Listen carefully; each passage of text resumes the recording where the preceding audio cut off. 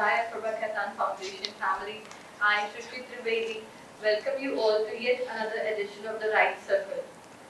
SAS, an initiative of Prabha Foundation, is a conglomeration of women from various walks of life who contribute in their own way and inspire others to do the same for the betterment of the society. SAS women have their presence in a number of cities and with their firm local presence have proven to be a strong arm of Prabha Foundation. Prabha Foundation is also dedicated to socio-cultural welfare and humanitarian causes. The foundation has worked relentlessly over the years to promote literature, art, culture, and bringing it to the forefront of the society. The foundation has its presence not only pan-India but also abroad.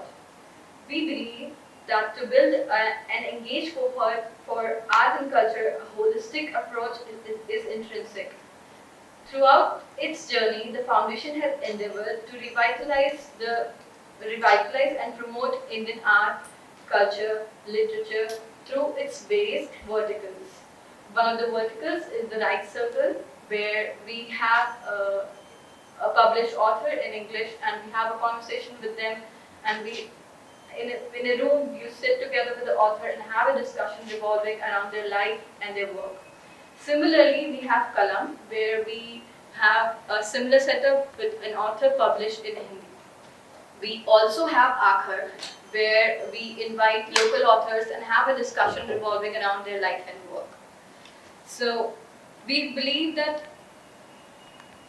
the Right Circle, the Right Circle is one of such initiative. The foundation that aims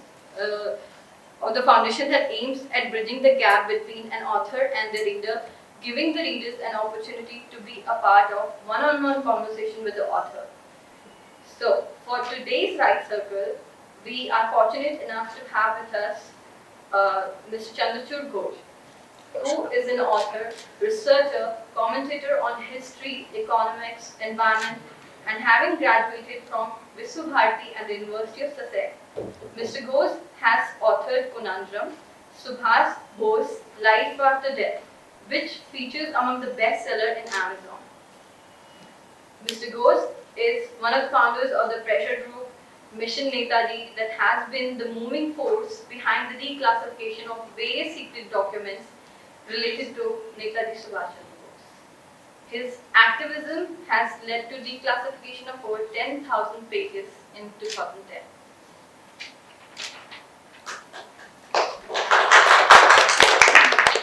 Welcome, sir. Thank you. In conversation with the author is our very own co-SAS woman, Kalpana Chaudhary. Ma'am is Director Emeritus of NH Goel World School, Raipur, the latest of many schools she has founded and nurtured to its current state of being, a world school. A teacher by choice since 1972, she was instrumental in setting up and heading 3 successful CBSE schools in Gujarat. Nominated by the CBSE for the Global Educational Leadership Program, for which she has traveled to corners of the world like Brazil, Australia, or even China. So, without any further ado, Prabha Foundation's The Right Circle, presented by Sri Cement in association with Hyatt Raipur, brought to you by SAS Women of Raipur.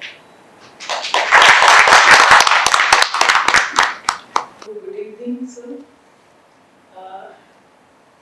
I actually would start this conversation with 2 questions.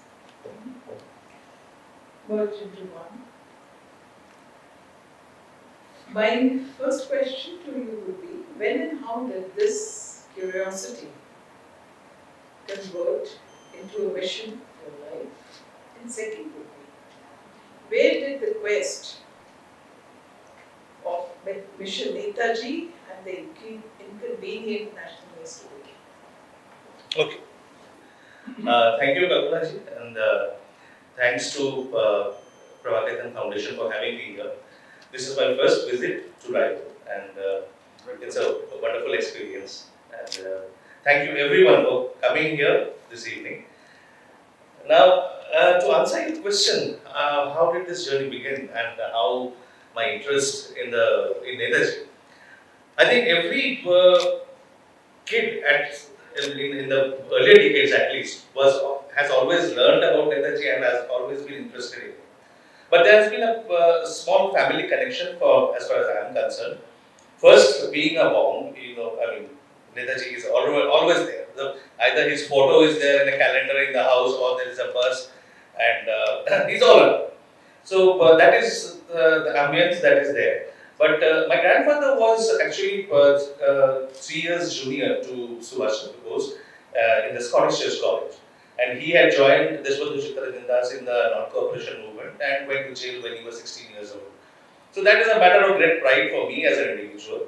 But that has come down in the family, and because my grandfather also joined Forward Bloc when Subhash was formed Forward Bloc, and that tradition has continued. So there has always been debate, discussion, and especially the hot topic about this disappearance. So all these things have always been around. These discussions have been around me and during my growing up phase. But then, as I grew up, I left my home state and came out, went to Delhi to take up my profession. That is the time when my interest in the other part, the disappearance part, actually took a definite shape.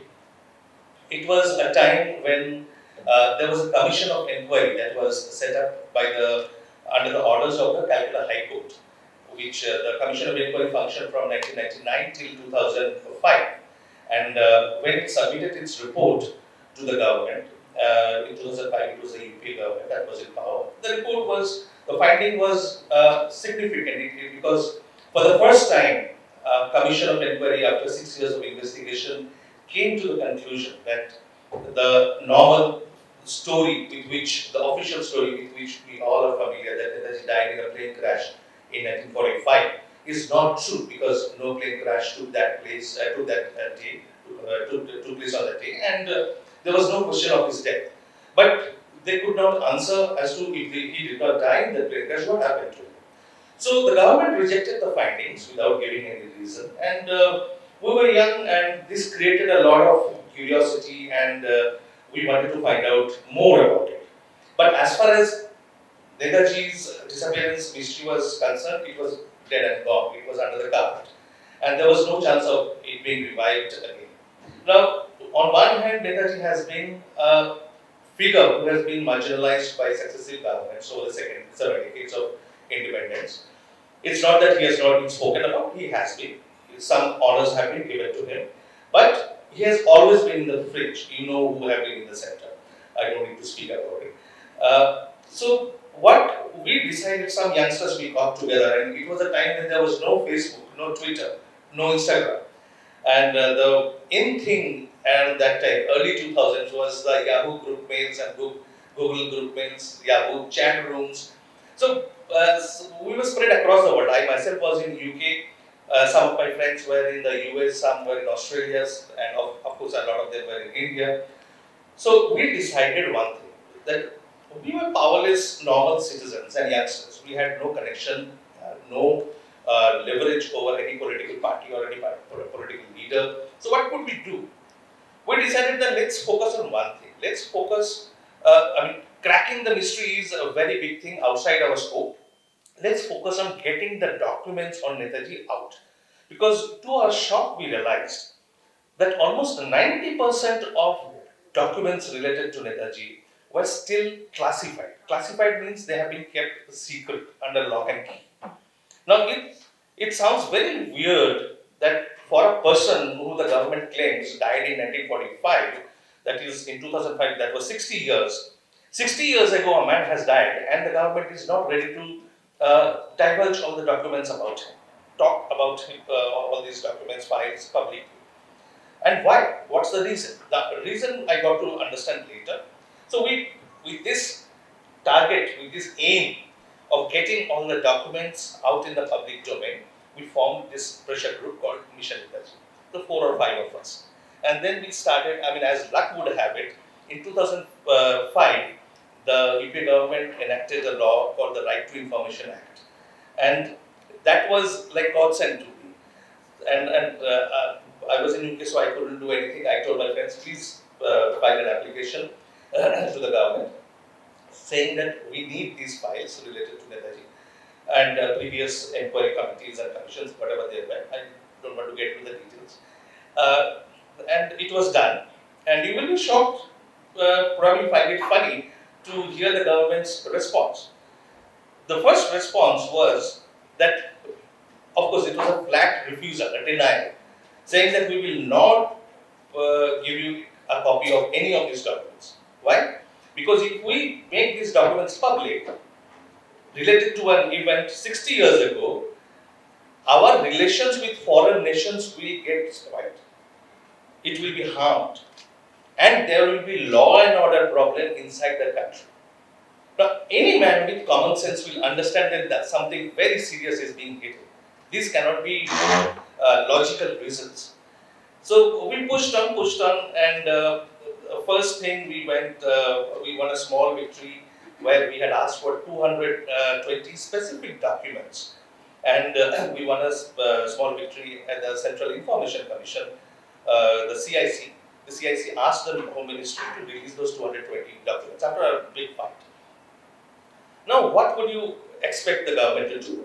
The CIC is also a statutory body. When it is passing a direction, passing an order, the government is supposed to oblige. And two powerless young people have filed an application for some documents. The CIC sees logic in it, says that for the sake of transparency, release those documents. What happens? The five most powerful people in the country huddle across the table in response to CIC's order. And this is for those who think Netaji and Netaji history is a matter of history, a matter of past. This event I am talking about 2007. And these five most powerful people, it's a committee called Cabinet Committee on Political Affairs, CCPA. Who are the five most powerful people? The Prime Minister, the Home Minister, the Finance Minister, the Defense Minister, and the fifth was, sorry? UPA chairman. UPA chairman was not in that meeting. She was obviously whatever. But so the five most powerful people have to sit across the table and then they take a decision that out of those 220 documents, only 90 will be released, despite an order from the statutory body. We continued our fight, and then in 2010 we got 10,000 more documents released, and due to our struggle, the West Bengal government released 64 files in 2013, and when the Prime Minister, when India came to power, Prime Minister Narendra Modi, we met him along with the members of the Ghose family in his house, and he promised to declassify and release all documents related to Netaji. So 304 files were released between 2016 and 2018. But and the government till date continues to claim that all files have been declassified, but that's a plain lie. I mean, they have not declassified all. There are many sensitive files which are still classified and held back. We know that for certain. So that is where we stand today, and that is the story of Mission Netaji in short. Thank you for elaborating. So, I have another question, that in your book, there's this line that I read, his quest was always looking out from within.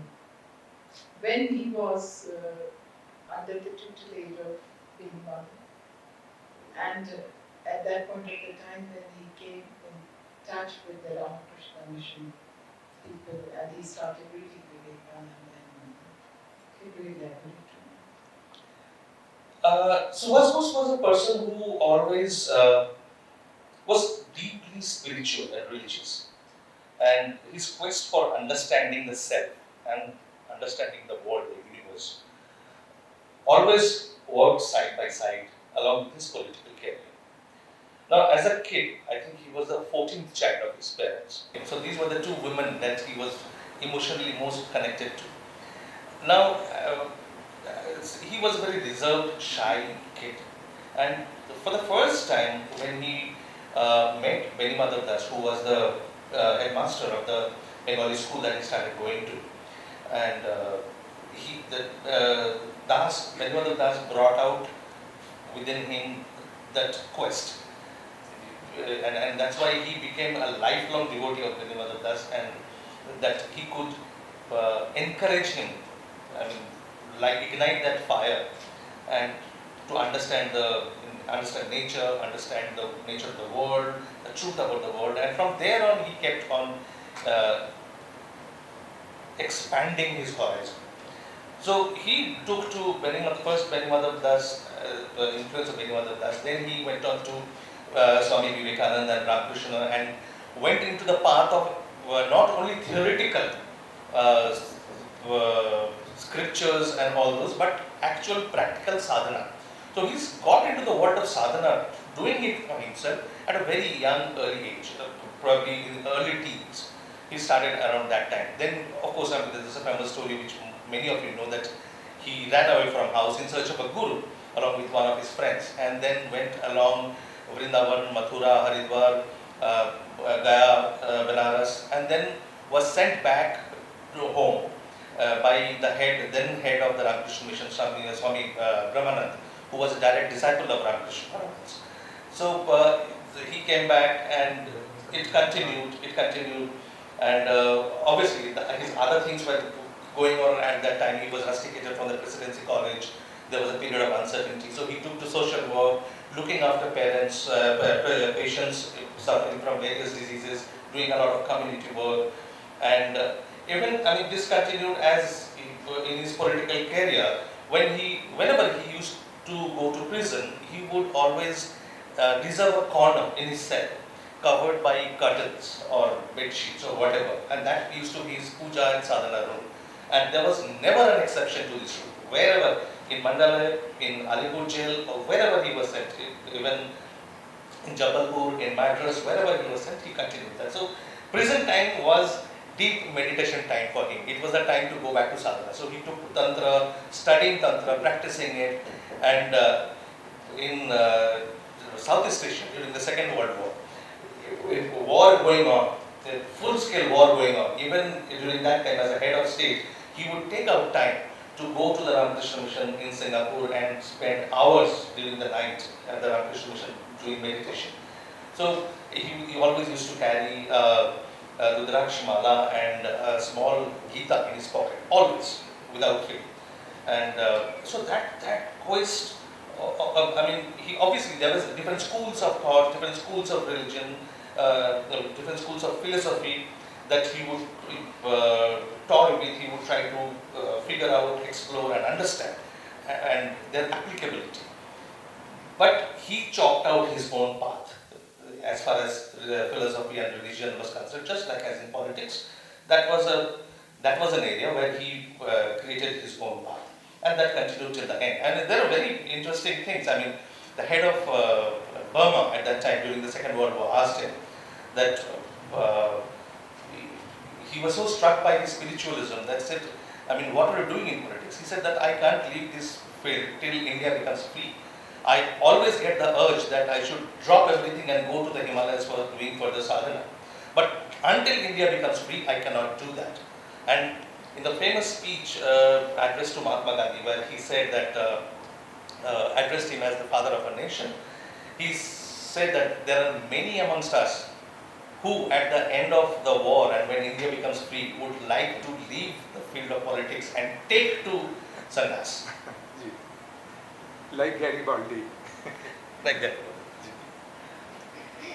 Another thing which intrigued me a lot while I was reading this book, of course you must have heard stories from your family. We all have such family stories. But the way you have brought this man alive, and it's not easy, 790 pages. And you never, even for a moment, you feel that you haven't read it. So, another thing which struck me the most was that he never had any political ambition, because he was basically doing social, right? But when First World War happened, and after that, his thought that, if we could become a country, if we should have a country of our own, how it is going to be. he started that, I think that spark of that political, turn towards politics began there, I think. Is that, would you agree? See, for your first point is, thanks for saying that, it means a lot to me. But if I have been able to write like that, it's because it has been a journey of discovery for me personally as well. So it is not only, the objective was not only to present Subhash to the leadership, to the audience, but also to discover himself, understand him in a much better manner, and project my own understanding the way. And I have tried to put in the book in a manner where the reader grows up with Subhash from a kid till Netaji. So it's a journey along with the man.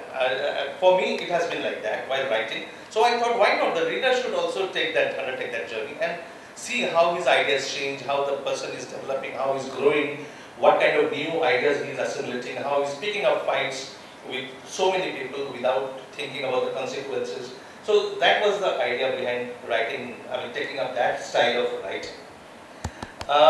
To your second point, yes, his consciousness actually bloomed, political consciousness actually bloomed around that time when the Second World War started. Now he had come to Calcutta a year before that, and as it happened, there was the Anushilan Samiti, the Jugankar, the two most famous revolutionary societies, but there were smaller ones also, and there were groups and subgroups. But everything was not rosy.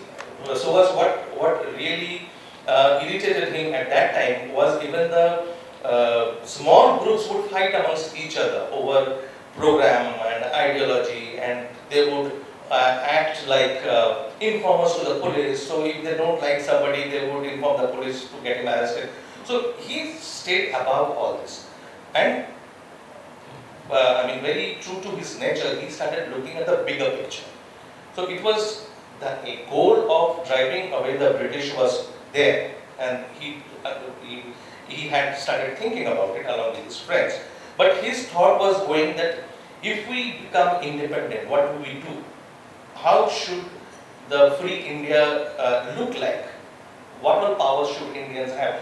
And mind you, it was 1913, 14, 15, around that time. And that time, except some hardcore revolutionaries, nobody was talking about independence.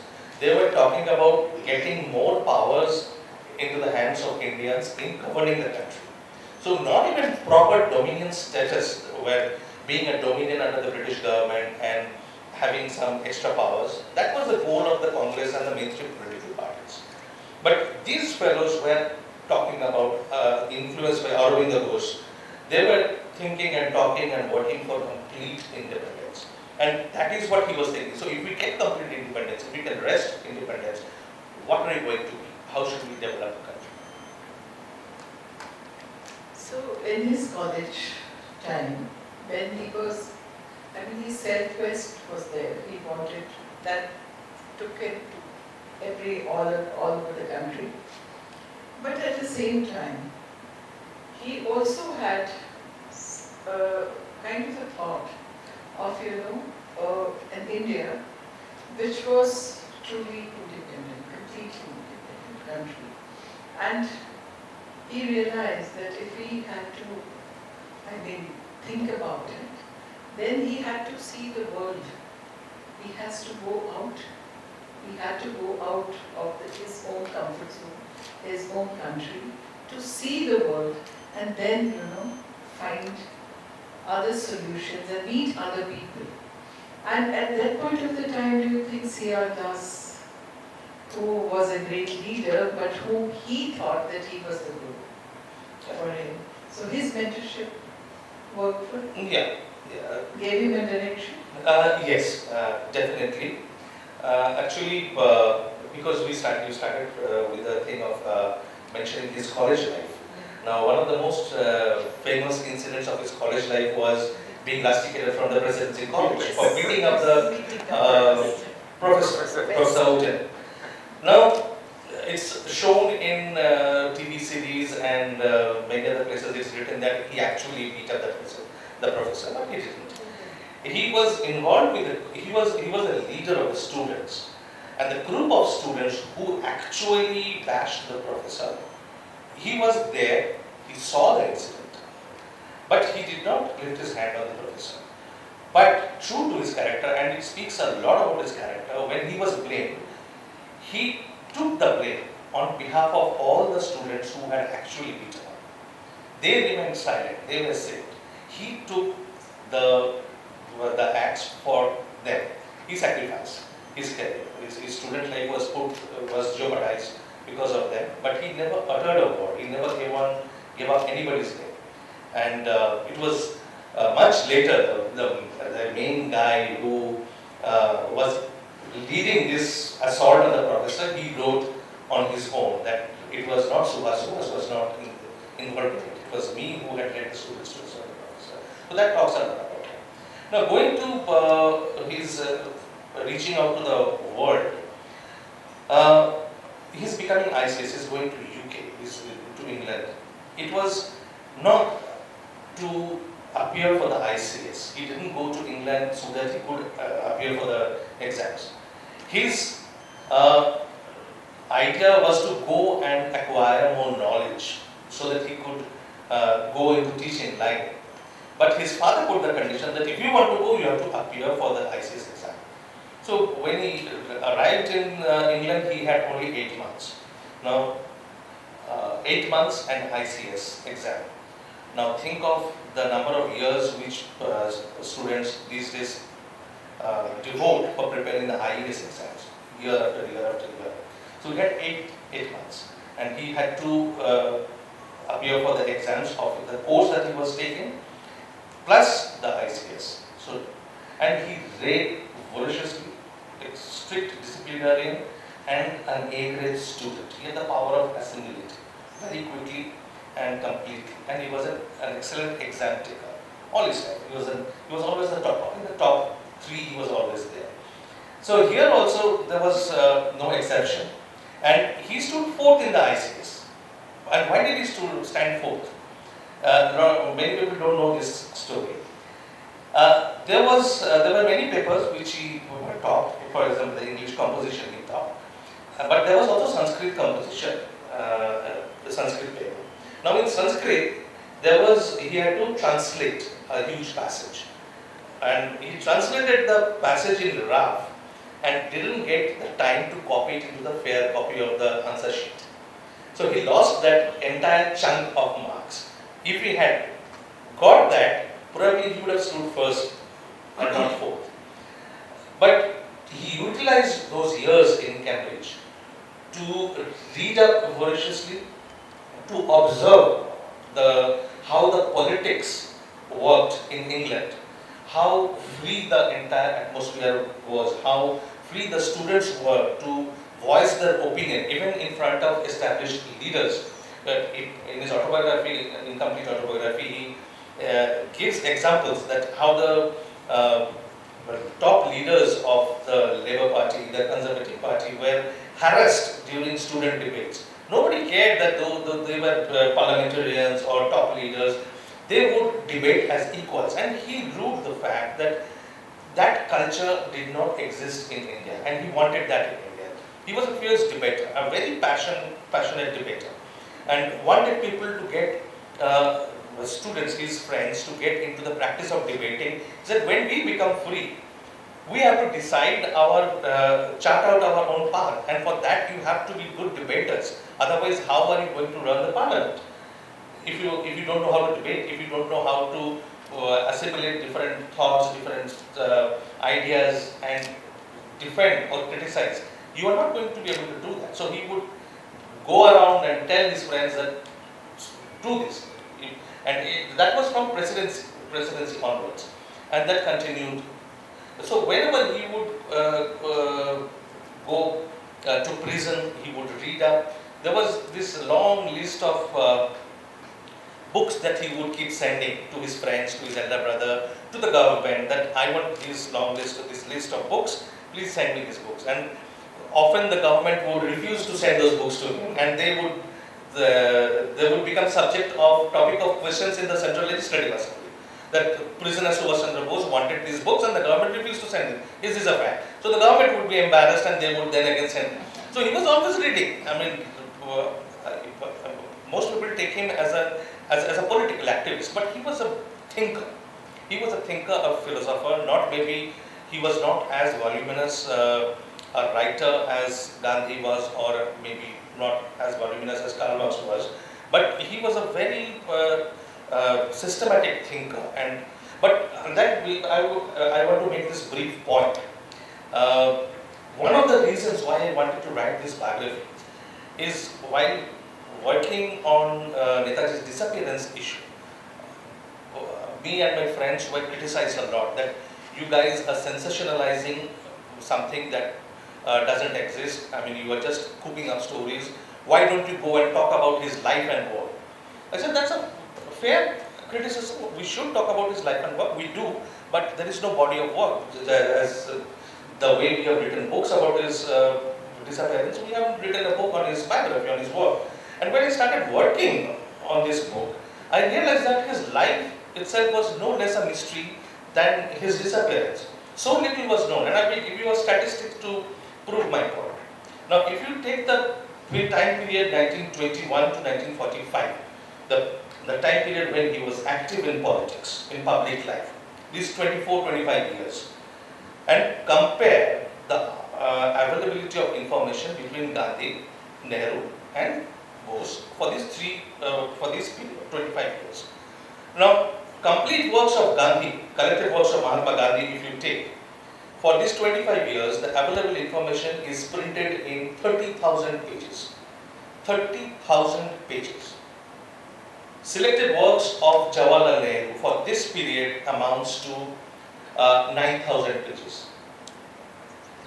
For Subhash Bose, it's just about 3,000 pages. So, 1/10 of Gandhiji's. That does not mean that he wrote less or spoke less. It only means that his works have not been put together in a diligent manner. And there is a lot of information which is outside easily accessible public domain. So I wanted to bring as much as possible of that information and share it with the readership. And that shows a different Subhash Bose, a more complete human being, a more complete person when we take everything together. So that's, I mean, how little we know about that person. Another thing which struck me, that has a little to do with the two revolutions which happened in Europe, French Revolution as well as Soviet Revolution. And Russian Revolution, I think, somewhere down the line, because he was a history and political science student, he was a political science student and philosophy student. So, in his imagination, I don't say imagination because I don't think he could imagine. He used to draft and plan. So in his plan, he always mentions these 4 pillars of an independent India. So one pillar was students, another one was farmers, third one was industrial workers, and fourth one was the military armed force. So all the time he realized another thing which strikes me is that he's never done anything which is without plan. His plan for even the smallest step that he's taken is very well planned, and it is because of some reason that he's doing this.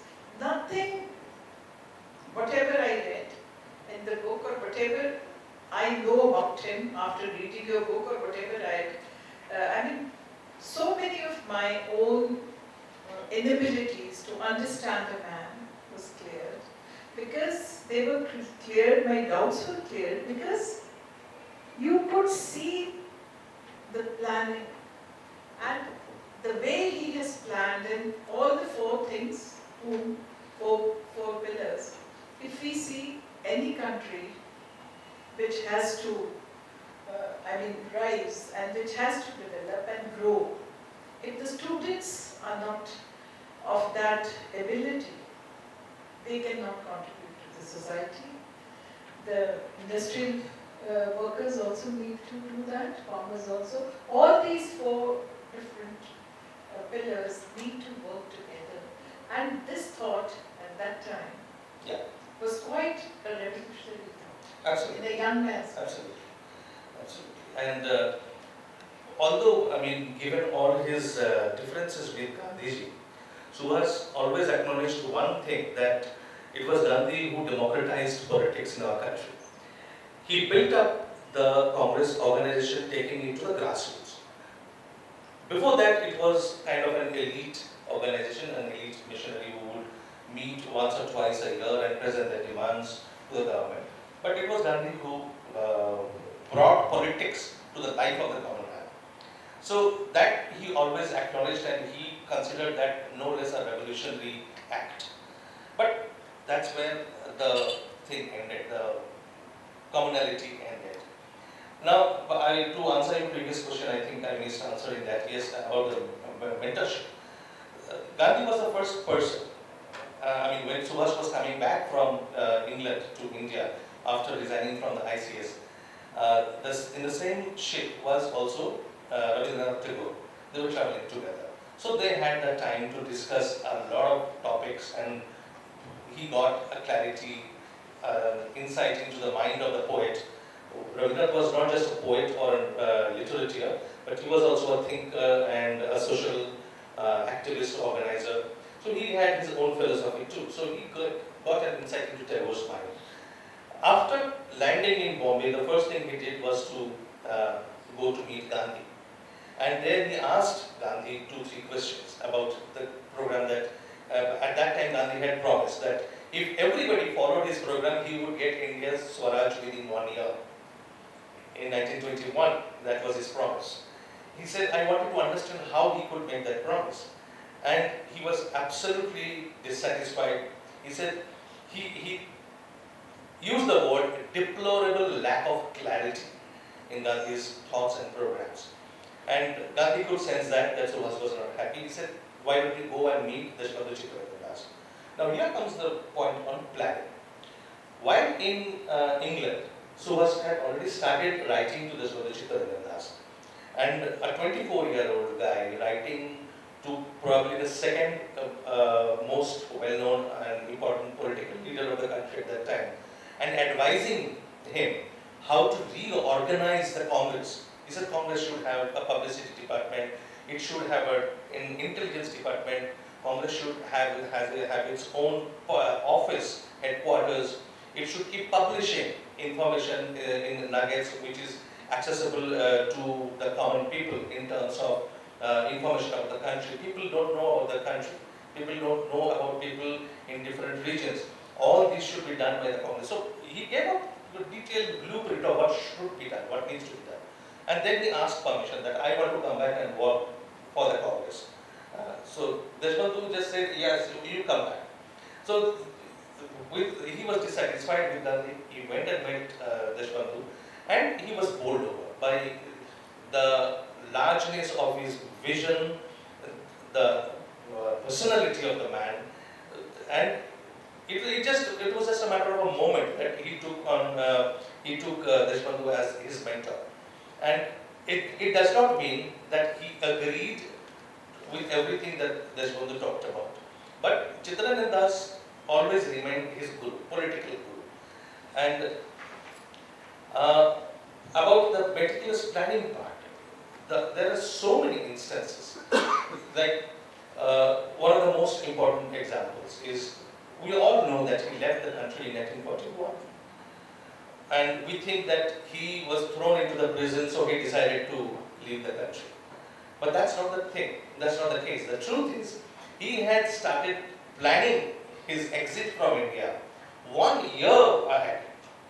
So he, in January 1941, he left India. He had started planning his exit from the end of 1939. And his destination was Russia. He wanted to go to Russia. And how to go to Russia? To decide on that, he sent his own men, his close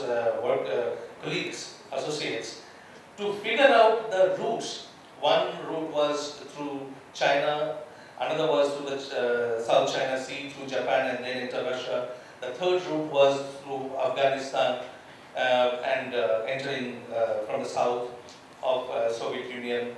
So he sent people were being sent out to do the recce and find out and come back and give him the feedback. And for 1 year, he managed to keep it under wraps, to keep it a secret. Nobody got even a smell of, a hint of what he was planning. It was only after he had left that people started talking, a few people started talking, but this culture of revolutionary societies, of maintaining secrecy about plans, it was so entrenched in them that they would not talk. Netaji's colleagues used to ask, even in Southeast Asia, that, sir, you have now, Netaji, you have, that part is over. Now we are going towards India. India is about to win independence. Why don't you tell us how you came, how you reached Germany and how you reached Japan? How he reached Japan from Germany was also a secret to almost everybody. Nobody knew. He would respond that, see, the war is not over. India is still not independent. And it is still not time for me to divulge those secrets. Who knows that I might not have to use the same route again to go back to it. And it was in 1972 when his nephew, Vijayendra Ghose, who was one of the helpers in his exit plan, he was asked under oath in a commission of inquiry that why don't you describe what exactly happened, who all were involved and how did he exit? He said, I have been put under oath by my uncle. And until he relieves me of that oath, I cannot tell you and I will not. So that is how it moved. When he left India with the aim of going to Russia. Now, Russia did not open its door. He was stuck in Kabul. He improvised. Italy and Germany opened their doors. So he improvised. That was improvisation. But was it prepared? Was there a planning? That is available from the response, the reaction of the ambassador, Italian ambassador whom he met in Kabul. Pietro Coroni was the Italian ambassador. And he wrote back to his government after listening to Subhash Bose's plan. He said that if we had this man 1 year ago, probably by this time we would have won the war. But it is, even now it is not too late. Let's immediately get into Germany. So through Soviet Union he went to Berlin. In Berlin, as soon as he lands, he doesn't know anybody there except a few Indians who were living there still. And he gathers everybody from different people who had scattered around to different countries. Somebody had gone to France, somebody had gone to Switzerland. So they had all scattered, people who used to live in Berlin, who he knew from his earlier exile in the 1930s. So he brings all of them back, puts them together. But he has only few days to impress the German government. He is penniless, he has nothing to offer. The German government doesn't expect to get anything from him.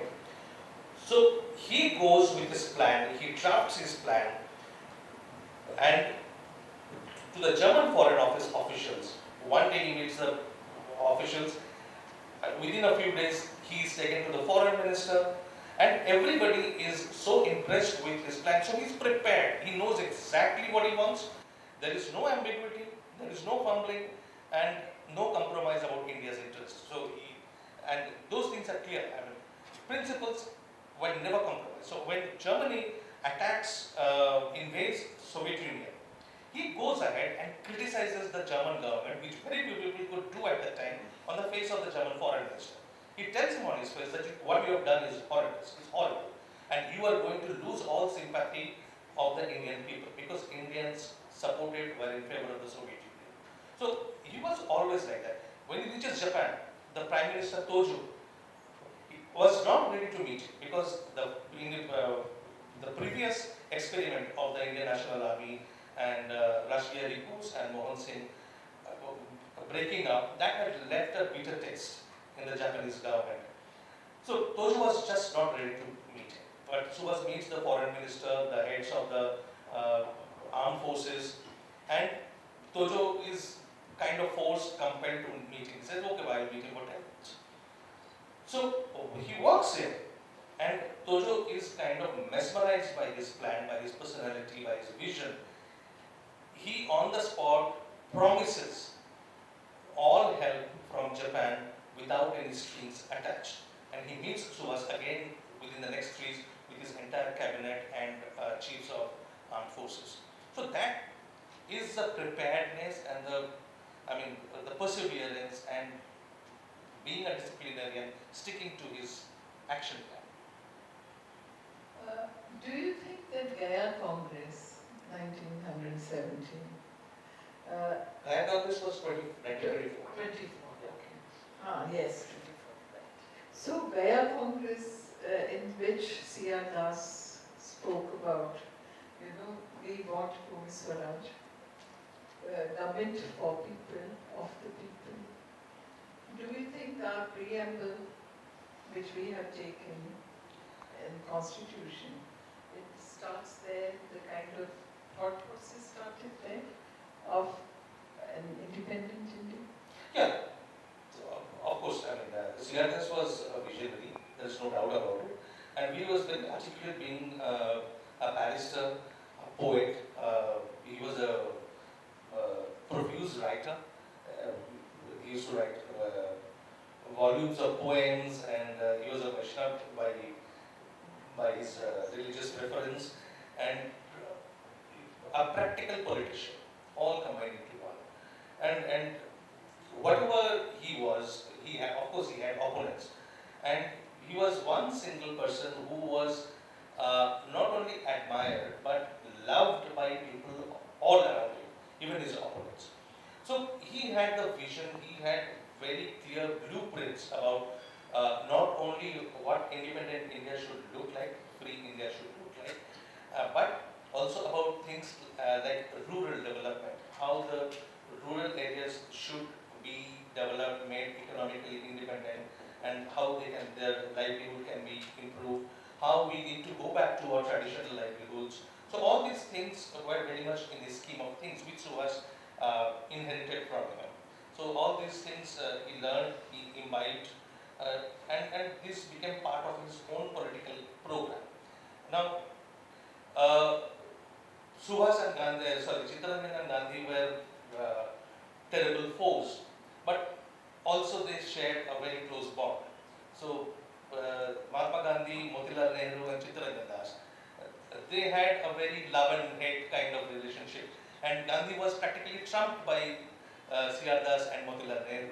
It was only after C.R. Das's death that Motilal Nehru moved over to the side of, became more Gandhian along with his, but Jawaharlal Nehru did not take the side of C.R. Das. He was very clear, he was always with Gandhi from the very beginning. Now, this played a big role because Subhas's main criticism about Jawaharlal Nehru was that he always agreed with what Subhas said. And this Subhas wrote in his Indian struggle in 1934, that he is, through his ideas, in his opinions, he is always on our side. But when it comes to taking a decision, comes to taking a side, he would compromise his principles, he would sacrifice his own ideas and move over to whatever the Gandhian position was. And this is something which Nehru admitted at the fag end of his life when he was interviewed by a foreign journalist, Taya Zinkin. Taya Zinkin was the wife of a British ICS officer. So I think this was 63, the interview was done in 1963. And she asked him point blank that there is a criticism against you that you were unfair to Subhas. Is that true? And these are within quotes. Nehru was for once completely honest about it. He said, yes, I did let Subhas down.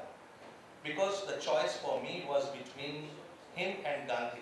And for me, Gandhi meant India. I couldn't have sacrificed Gandhi, although I agreed to almost everything that Subhas was talking about.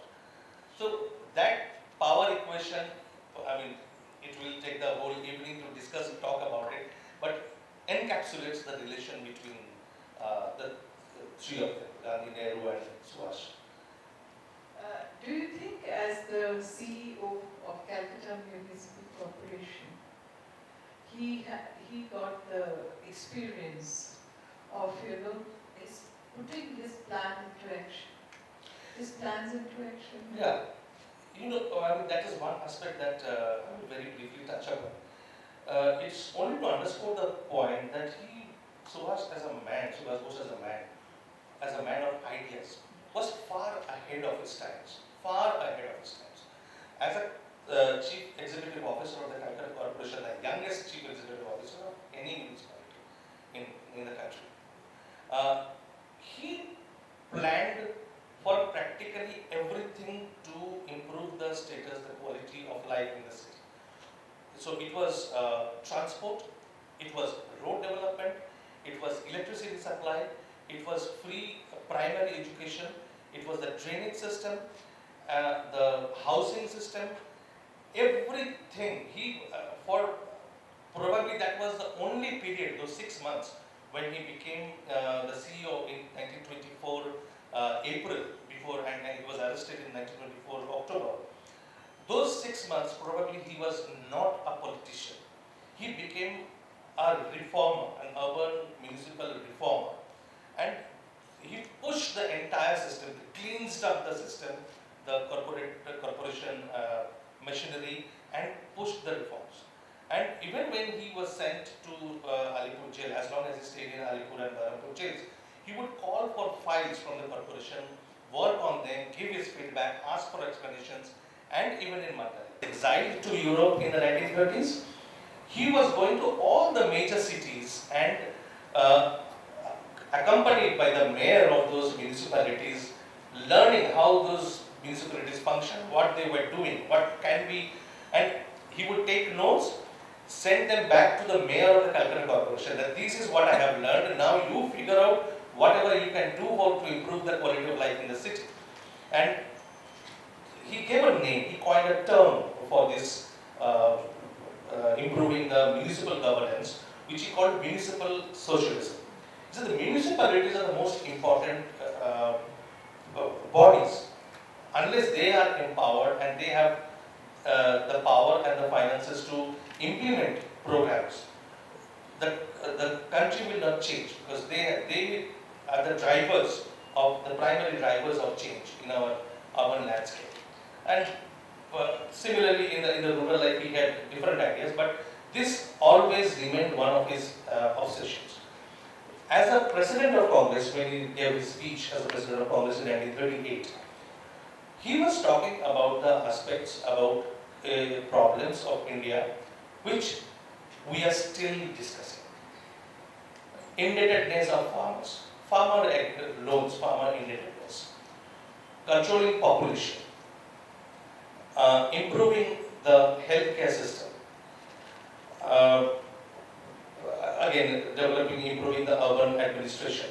So a whole range of issues. He went into looking far beyond. He was, of course, he was leading people to win independence, but he was looking beyond winning the independence. He was thinking, there has been a criticism by some historians that he was so consumed by the idea of driving away the British that he did not think about free India.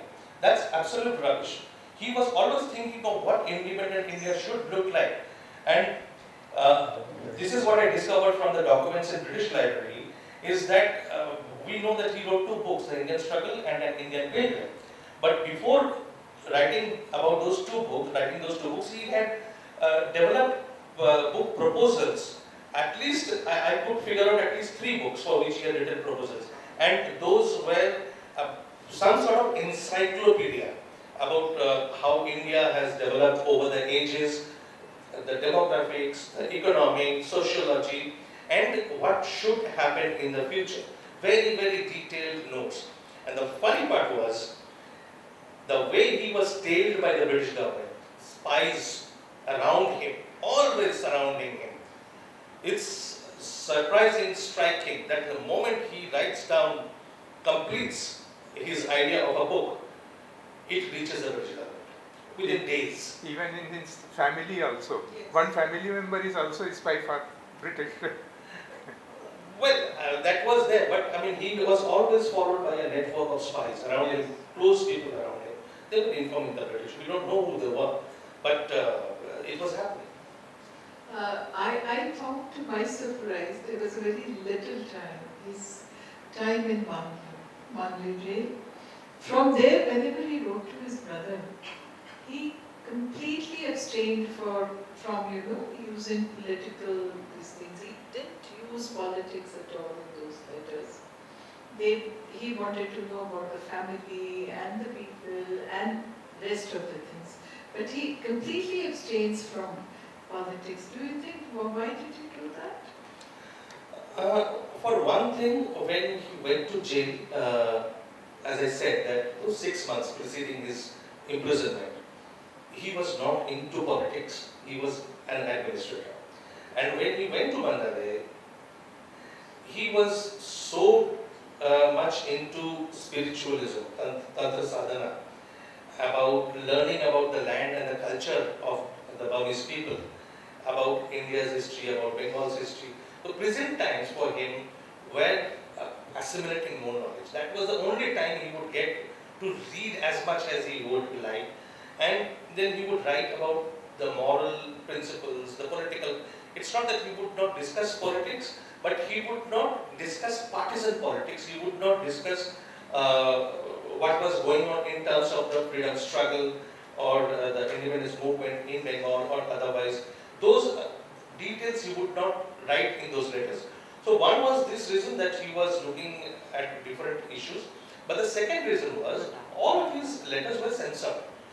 So he could not write, he did not have the scope to write anything because they would not be passed. They would be held back. Another thing, after Calcutta Congress, when Motilal Nehru was taken, suddenly I read this quote, from Khadi to Khaki.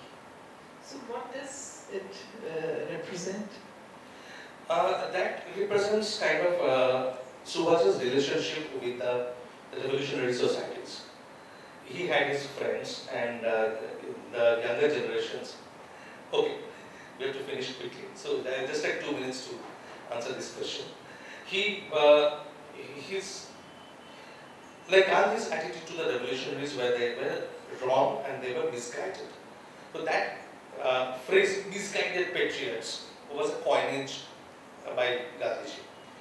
Subhas said it won't do to just call them misguided. You have to find out why they are behaving in the way they are behaving.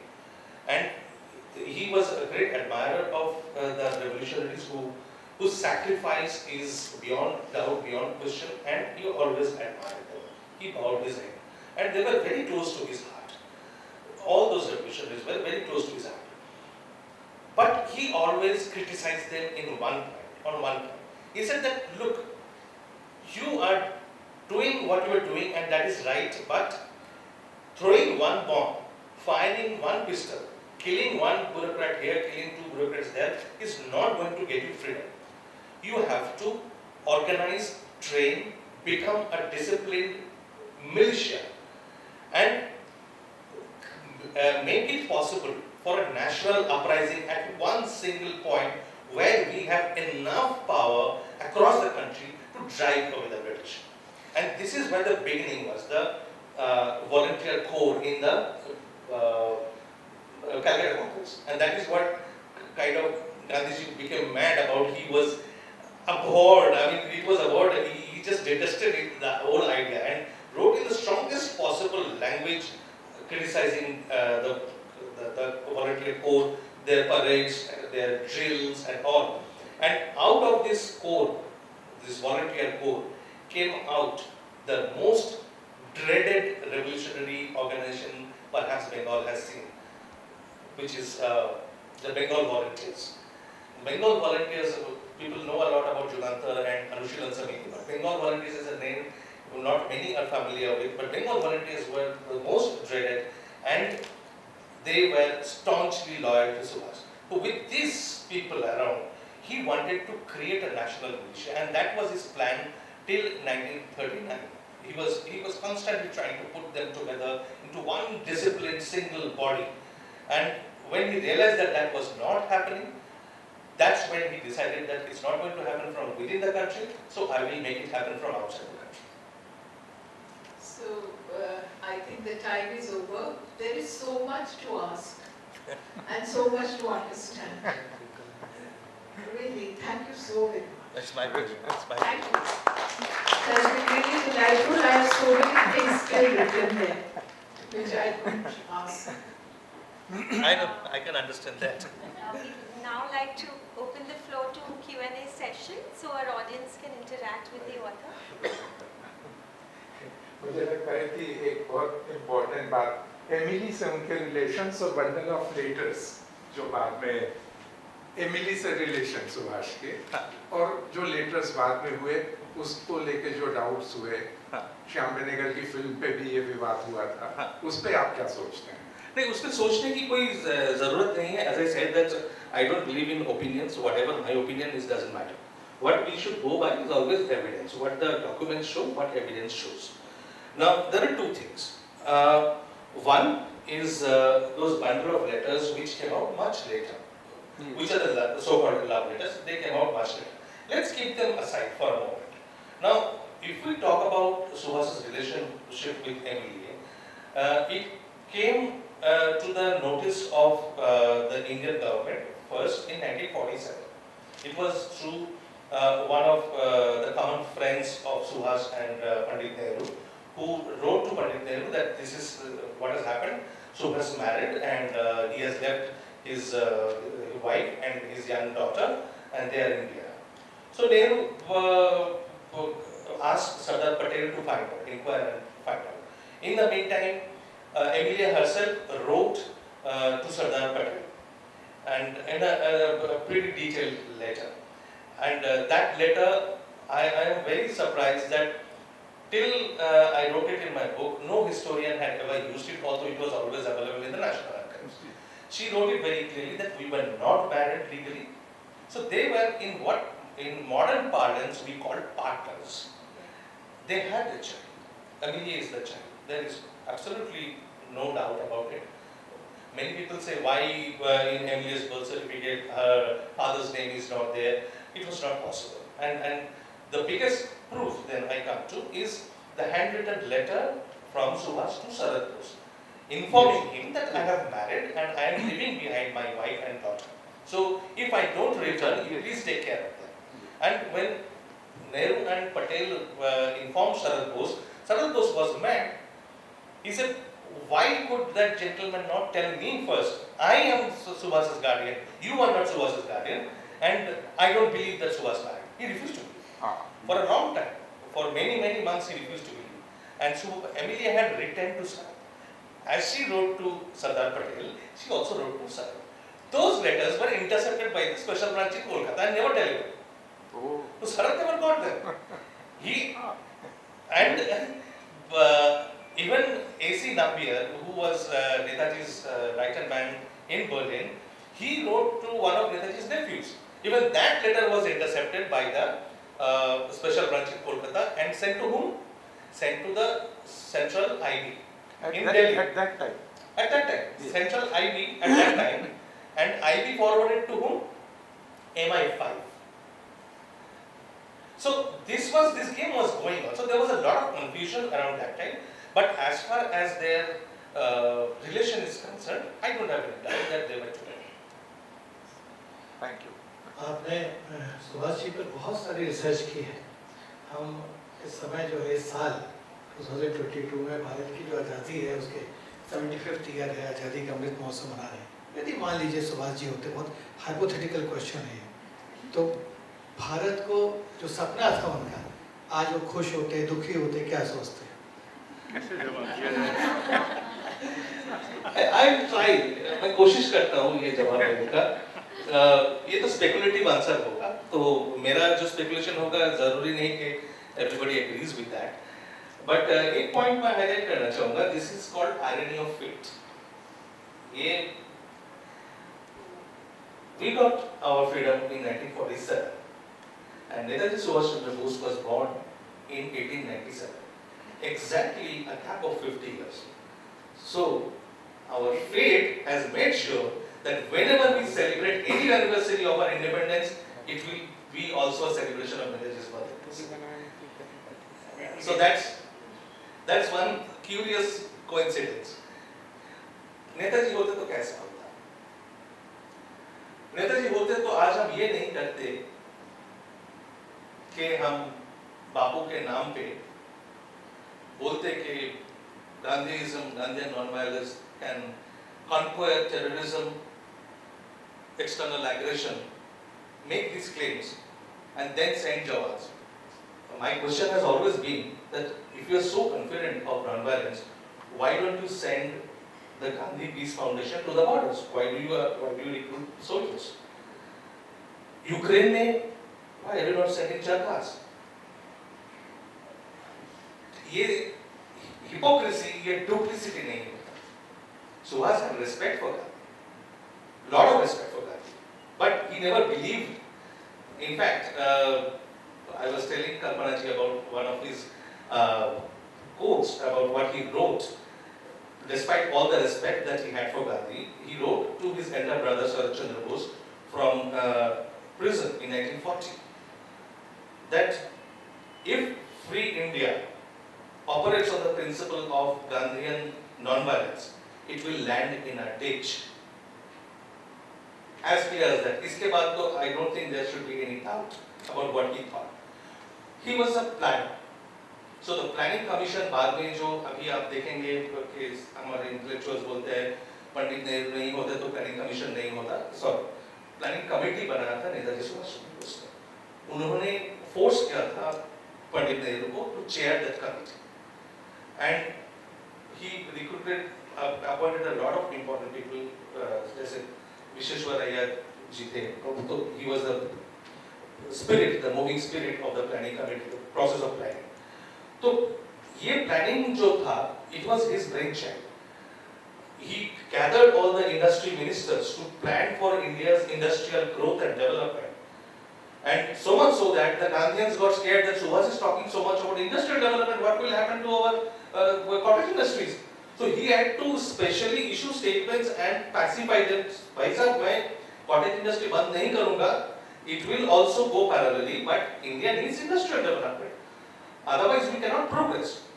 So industrial development would have been more planned and with this focus on public health, education, with the armed forces and all those things, India's planned growth would have been much better and faster. That's my understanding.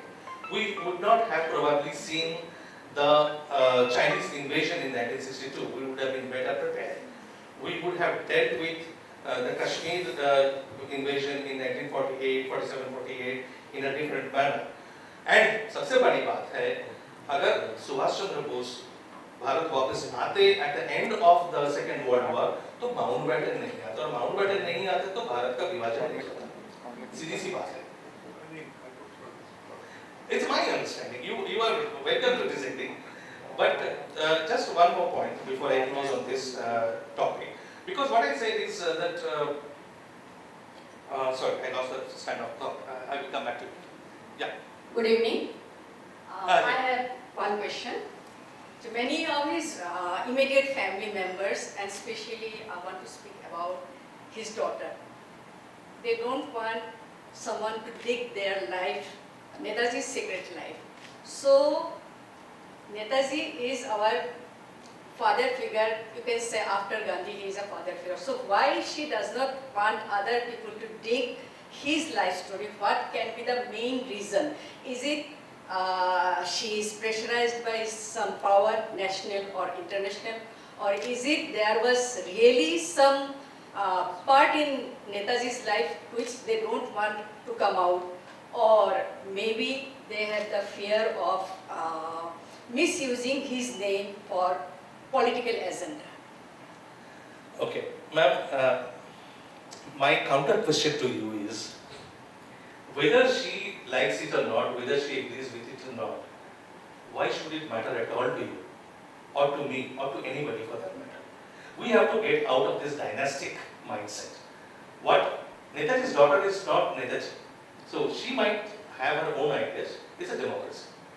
She is free to have her own ideas, her own arguments, her own point of view. She is welcome to. But it's not necessary that we have to go along with what she says. Yes, you can argue that she is given extra media space. That's how our media works. So Netaji's, whenever something happens related to Netaji, it's either Netaji's daughter or Netaji's grandnephews who will be asked as if they are the source of all information and the repository of all information on Netaji. So that's how, unfortunate, but that is the fact. But when you stand up and put your foot down and say that no, we don't care what the family members say, we don't care what the family thinks, it's the people of India. Everybody, Netaji belongs to everybody.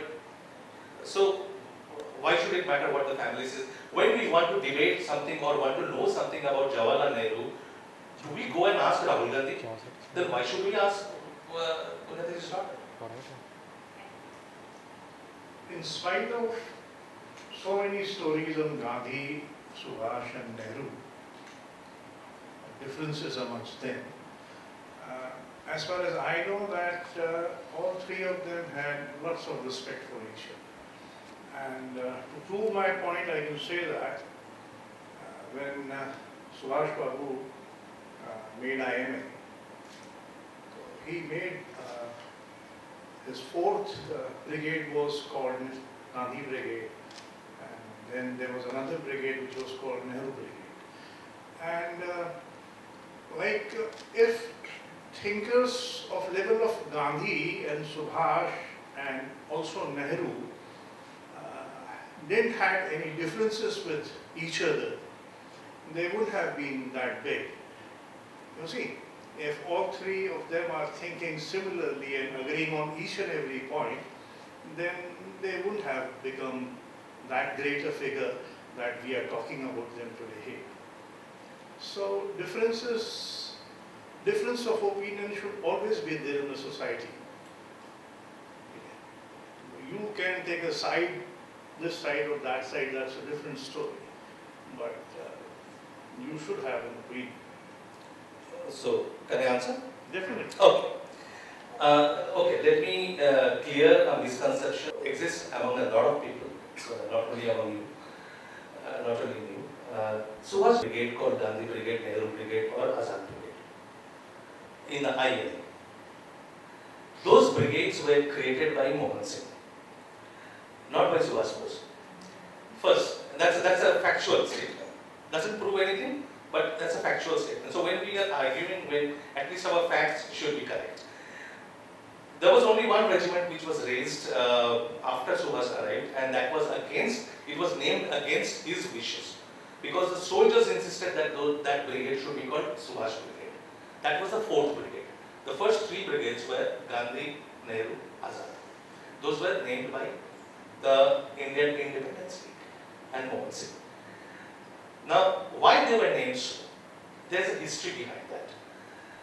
When the INA was being raised by Rashbihari Ghose and Mohan Singh, and the civilian leaders, as usual, there are conflicts between them. So there was a strong component in the Indian Independence League who insisted, and it was accepted as a point, a resolution in the 1942 Bangkok Conference, that the INA, there was firstly there was a lot of resistance that ours is a non-violent movement, why should we raise an army? Then it was grudgingly accepted, okay, let's raise the army with the condition that the army will never be put into operation without explicit permission of Mahatma Gandhi or the Congress. Okay, so that there was a very significant Gandhian base, nothing wrong with it. But there was, this is fact again. So they had to be pacified. They had to be, when Subhash reached Southeast Asia, he didn't reach there to establish his own authority, superiority over Nehru Gandhi. He reached there to take the freedom struggle to a different level, carry everybody with him, and ensure India becomes free. So he would not criticize anyone. But if you look at the history, as I quoted from his letter, Subhash and Nehru, as I again mentioned, that they were very close intellectually and in their outlook, modern outlook. They were the ones with the modern outlook. And they were very close till about 1939. The fallout that happened in 1939, there was no mending that gap after that. Subhash was very critical of Nehru's and Gandhi's policies when he was abroad. when he was in India and when he was abroad. Nehru was extremely critical of Subhash's going abroad and taking help. Those are differences, you might say that, those are just differences. But you have to agree that when it comes to building the new nation, the principles, if there are fundamental differences, then people have to choose one of the three. It's not, ye bhi karenge, wo bhi karenge, so it's not. That's why we have elections, we choose a program. So, the point from a kind of, I try to be as dispassionate as possible. But when I have to choose, as my friend likes to say, भाई साहब अहिंसा से तो एक आप tenant नहीं निकाल सकते हो, आप ब्रिटिश राज को निकालोगे? तो अहिंसा is a good principle, moral principle, high principle, and it was not invented by Gandhiji. It has been a part of our philosophical tradition. Gandhiji took it to a different level. Unfortunately, it has been taken to a level of fetish. It has become a fetish. So, Subhash appealed to him that I have taken up the line of armed resurrection only after realizing, after having worked in the country for 20 years along the line of your mass movement, that it is not possible to drive the British away through that route. That is what compelled me to come outside India and try this method. There were other principles, other fundamentals where the differences were either considerable. But as I said, that never came in between them in terms of interpersonal relationship and mutual respect. That was there. That makes a man big, man. Yes. So it does not mean that Subhas respected Gandhi. So if he would lead free India, he would adopt Gandhian principles. He would not. But he would give Mahatma Gandhi that place that Mahatma Gandhi deserves as the father of the nation. He was the person who named Mahatma Gandhi, the father of the nation. So many people ask that if Subhash. he had so much disagreement, why did he call him father of the nation? The government never declared him father of the nation. The government It was never Subhash Chandra Bose who declared Absolutely. him. So that is the two, there are two reasons why he did that. First, he always acknowledged, as I said, that Gandhi's role in democratization of politics, building the Indian national movement in its initial phase, when everybody had given up ideas. It was Mahatma Gandhi who came up with innovative ideas, with methods which aroused the entire country and not just some pockets of urban intellectuals or elites. It was the entire country that he aroused. So that was revolutionary. And so that is the reason why he called the father of the nation. And the other reason why he called the father of the nation is just a translation of the Hindi word Bapu. Everybody calls Mahatma Gandhi Bapu. Simple. He is the father of the nation. So I should have been there, but I'll ask my question from here only. It is not basically a question, but what you're talking about just now, that somewhere you have written that for him, Ahimsa was not creed, it was the policy that he followed. And that makes a lot of sense to me in his later disagreements or in understanding his psyche, basically, and his character. Another thing, this is not directly related to Subhash, but and C.R. Das had said that Indian nationalism is strengthened because of strong strengths of two different cultures, which come from very, different civilizations, and they have civilizations behind them. These two cultures have to live in complete understanding, assimilation, and if they don't, then that independent Pune Swaraj, the dream of Pune Swaraj would not be complete. It would remain incomplete. What do you have to say, even after so many years, today? I mean, do we respect those two strands, the cultural strands or the strengths of our country, or have we forgotten somewhere on the way? This is a personal Yes. See, one of the things when India gained independence, or even before just independence, the Congress Party would not give any credit to Subhash Bose or the INA for the fight they took up, except for one aspect. It was how the communal differences were obliterated wherever Subhash functioned, be it Germany, be it Southeast Asia. So it was Pandit Nehru, it was Mahatma Gandhi, they would always, without fail, in all their meetings, they would keep highlighting. Even after independence, Pandit Nehru would do that. Now, what Subhash Bose and Chittaranjan Das, perhaps it worked as an advantage to both of them that they belonged to Bengal, to a province which was a Muslim majority province. And they were brought up in a manner which was non-sectarian, non-communal. Their mindset was, broad enough to include different strands, admit, acknowledge the different strands that contributed into the creation of the Indian civilization, Indian identity. So there might have been different civilizations behind different communities, but that is past. What they were concerned about was creating the Indian nation, and that is the reason why the autobiography of practically the forefather of Indian nationalism, Surendranath Banerjee, was named. He named his autobiography "A Nation in the Making."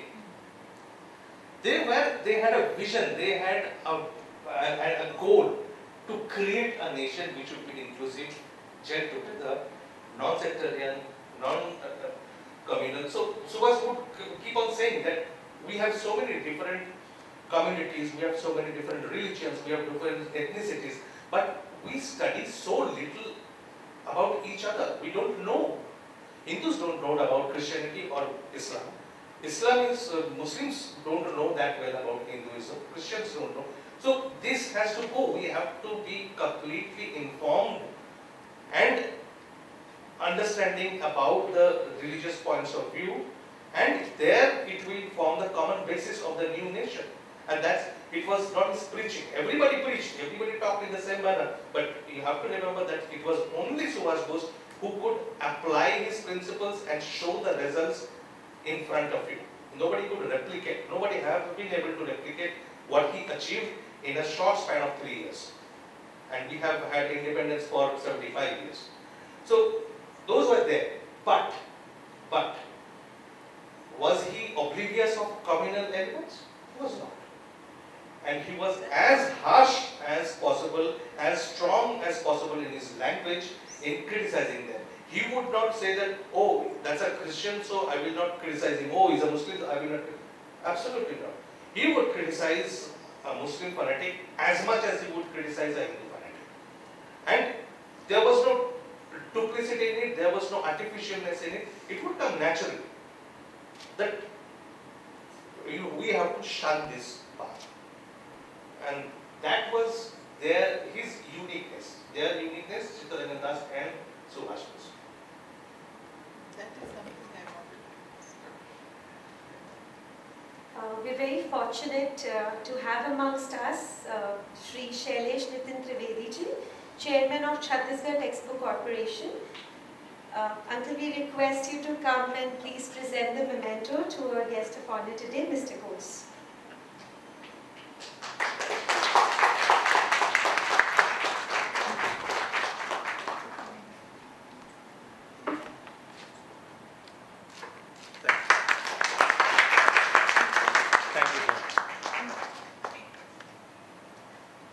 Express my sincerest thanks to Prabha Ketan Foundation for curating such insightful and intellectually stimulating series of events. Thank you Sri Cement Limited for playing a key role in promoting cultural and literary traditions throughout India. Thank you Hyatt for your amazing hospitality and this unmatched venue. On behalf of everyone present here today, a heartfelt thanks to you, Mr. Ghose, for gracing the occasion of yet another edition of the Right Circle in our beloved city, sir. My It was a Thank you. pleasure having you amongst us. I know that your research is so vast on this subject and the discussion can go on and on forever. But I'm sorry we have to bring it to an end today. But the limited amount of time that we had, you've given us such an enriching session. Thank you so much for sharing your knowledge with us. Thank you. My pleasure. A big and warm thank you to Kalpana ma'am, also part of SR's team. Thank you ma'am for your time and for making today's session an extremely enlightening one. So events like these cannot happen overnight. The wheels start rolling weeks ago and it requires a lot of planning and a bird's eye view to look into the details. We've been fortunate enough to be backed by the amazing women in Team SR's Raipur who work relentlessly to bring forth these events to you. We have in our diligent team Srishti Trivedi, Kalpana ma'am of course who was also the conversationist today, Kirti Kirdat sitting at the back, and myself. Last but not the least, I must mention the deepest sense of appreciation to all of you for being such a lovely audience.